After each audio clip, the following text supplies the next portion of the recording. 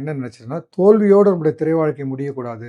அதில திரும்பவும் நடிக்கணுன்ற வேற வழி இல்லாம நடிக்க வேண்டிய எண்ணம் வந்தது.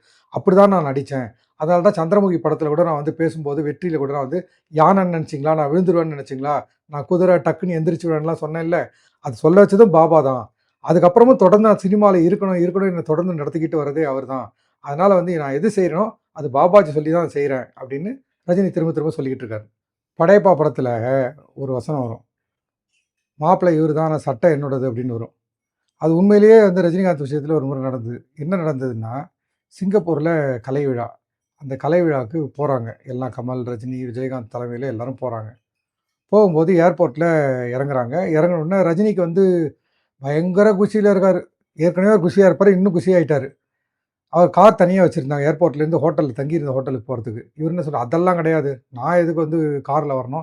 எல்லா நடிகர்களும் போறாங்க அந்த பஸ்லயே நான் வரேன்" அப்படிங்கிறாரு. மொத்தம்